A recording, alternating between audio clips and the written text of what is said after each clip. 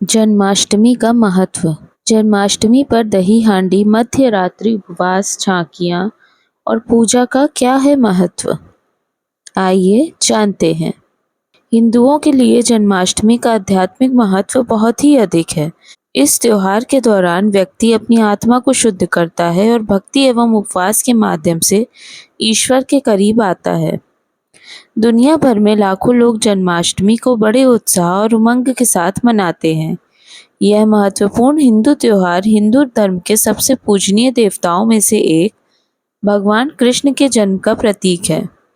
लोग भगवान कृष्ण के जन्मदिन को अपार श्रद्धा और विभिन्न सांस्कृतिक उत्सवों के साथ मनाते हैं, जो भागवत गीता में उनके उपदेशों के लिए प्रसिद्ध है।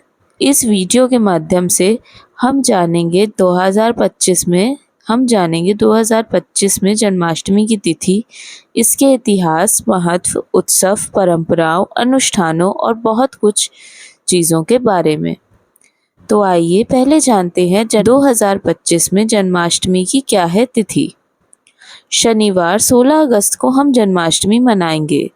हिंदू परंपरा के अनुसार भगवान कृष्ण का जन्म अष्टमी तिथि यानी 8वें दिन को रोहिणी नक्षत्र में मध्य रात्रि में हुआ था।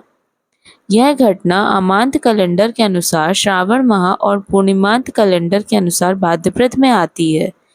ये महीने ग्रेगोरियन कैलेंडर के अनुसार अगस्त सितंबर के होते हैं। जन्माष्टमी की सही तारीख हर साल चंद्र चक्र के आधार पर बदलती रहती है, इसलिए सटीक समय के लिए पंचांग देखना बेहद ही जरूरी है। अब हम जानते हैं जन्माष्टमी के इतिहास के बारे में। जन्माष्टमी का इतिहास प्राचीन काल से जुड़ा है, जो भगवान कृष्ण के जीवन की किंवदंतियों और कहानियों से निहित है। देवकी और वासुदेव के गर्भ से जन्मे भगवान श्री कृष्ण ने मथुरा के कारागार में चमत्कारिक घटनाओं से घिरे हुए कृष्ण जी को जन्म दिया। वसुदेव दुष्ट राजा कंस से बचाने के लिए, जिसे देवकी के 8वें पुत्र द्वारा मारे जाने की भविष्यवाणी की गई थी, गुप्त रूप से बालक कृष्ण को यमुना नदी पार करके गोकुल ले गए। गोकुल में नंद और यशोदा ने कृष्ण को अपने पालक पुत्र के रूप में पाला। कृष्ण का बचपन उनकी दिव्य चंचलता, चमत्कारों और महाभारत में उनकी भूमिका की मनमोहक कहानियों से भरा पड़ा है। पवित्र हिंदू ग्रंथ भगवत गीता में वे गहन शिक्षाएं देते हैं, जो ऐसा करने के लिए प्रसिद्ध हैं। जन्माष्टमी का उत्सव इन घटनाओं और हमारे जीवन में भगवान कृष्ण की दिव्य उपस्थिति का स्मरण कराता है। चलिए अब जानते हैं जन्माष्टमी पे कौन कौन से कार्यक्रम होते हैं।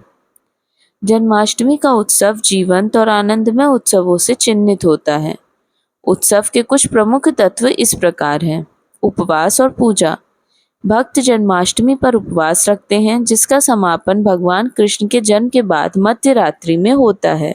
यह उपवास अक्सर कठोर होता है, जिसमें कुछ लोग अन्न जल त्यागते हैं, जबकि अन्य फल और दूध का सेवन करते हैं। भक्त मंदिरों और घरों में विशेष पूजा अनुष्ठान करते हैं, भजन गाते हैं और श्री कृष्ण के जीवन की कहानियां सुनाते हैं।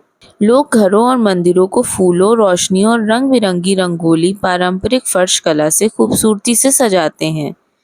वे कृष्ण के जीवन के दृश्यों को दर्शाती झांकियां, चित्र में चित्र लगाते हैं, जिसमें उनकी चंचल गतिविधियां एक ग्वाले के रूप में उनकी भूमिका और अन्य महत्वपूर्ण घटनाएं दिखाई जाती हैं। महाराष्ट्र और भारत के अन्य हिस्सों में दही हांडी उत्सव एक प्रमुख आकर्षण है। युवा पुरुषों की टोलियां मानव पिरामिड बनाकर जमीन से ऊंचे लटके दही, मक्खन और अन्य डेयरी उत्पादों से भरे बर्तन तक पहुंचती हैं और उसे तोड़ती हैं।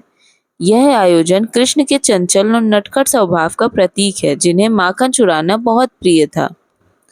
जैसे ही घड़ी की सुई आधी रात को कृष्ण के जन्म का क्षण बताती है, भक्त बड़े उत्साह से उत्सव मनाते हैं। बाल कृष्ण की मूर्तियों को पालने में बिठाया जाता है और प्रार्थना करते हुए उन्हें धीरे धीरे झूला झुलाया जाता है।